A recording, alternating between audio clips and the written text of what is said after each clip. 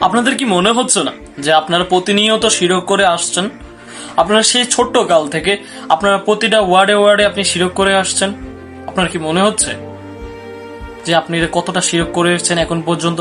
আপনার মনে হচ্ছে অনেক শিরক আপনি করেন না, এখন পর্যন্ত কোনো শিরক করেন নাই, আপনার মনেই হতে পারে, স্বাভাবিক। কিন্তু আপনাদের আজকে আমি দেখাবো আপনি কিভাবে আজকে শিরক করেছেন। চলুন আপনাদের বিখ্যাত একজন নায়কের একটা গান দেখিয়ে আসি, চলুন দেখা যাক। तू ही तो जन्नत मेरी, तू ही मेरा जुनून। এখানে কি বলা হলো?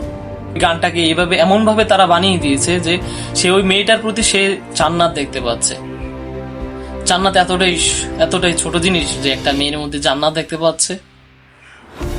চলুন আসল বড় শিরকটা আমরা এখন আবার দেখে আসি। तुझ में रब दिखता है यारा, मैं क्या करूं? तुझ में रब दिखता है यारा, मैं क्या करूं? এখানে কি বলা হলো? তুজমে মে রব দেখতা হু ইয়ারা মে ক্যা করু, তোমার মধ্যে আমি রব দেখি। আস্তাগফিরুল্লাহ, আস্তাগফিরুল্লাহ, আউযুবিল্লাহ। সে একটা মেয়ের মধ্যে সে তার রবকে দেখতে পাচ্ছে। আর এবং এই গানটা আপনারা প্রতিনিয়ত আপনারা এই গানটা অনেক আগেরকার গান, আপনারা সেই ছোট্ট কাল থেকে এই গানটা গিয়ে আসছেন। তুজমে মে রব দেখতা হু ইয়ারা মে ক্যা করু।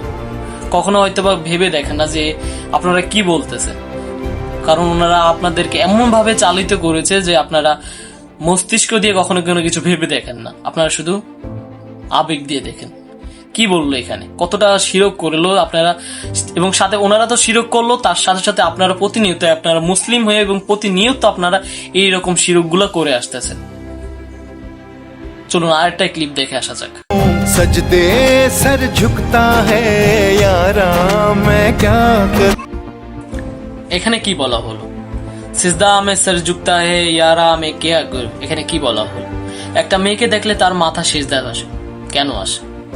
এইভাবেই আপনাদেরকে সকলকে এই ইহুদি নাস্তিকরা আপনাদের হারামটাকে শিরকটাকে আপনাদেরকে সহজ করে দিচ্ছে, যাতে আপনাদেরকে হারাম শিরকটা পার্থক্য না বুঝতে পারে। এভাবে গানের মাধ্যমে আপনাদের মনকে পাথর করিয়ে দেওয়া হচ্ছে, আপনাদেরকে কাফির বানিয়ে দেওয়া হচ্ছে আপনাদের অজান্তেই। এভাবে আরো দুনিয়াতে আরো অনেক গান আছে যেগুলোর মাধ্যমে আপনারা প্রতিনিয়ত গান গাচ্ছেন, কিন্তু আপনারা বুঝতেই পারছেন না আপনারা প্রতিনিয়ত প্রতিটা ওয়ার্ডে আপনারা শিরক করছেন। কিভাবে এই কাজগুলো আপনারা করেন? আপনারা দেখতে পাচ্ছেন যে এই গানটার ভিতরে কতটা শিরক আছে, কতটা শিরক আপনারা প্রতিনিয়ত করে আসছেন। তাই সামনে থেকে গান গাওয়ার আগে অবশ্যই ভেবে দেখবেন যে আপনি কি শিরক করছেন নাকি আপনার অনুভূতি প্রকাশ করছেন। ধন্যবাদ, আসসালামু আলাইকুম।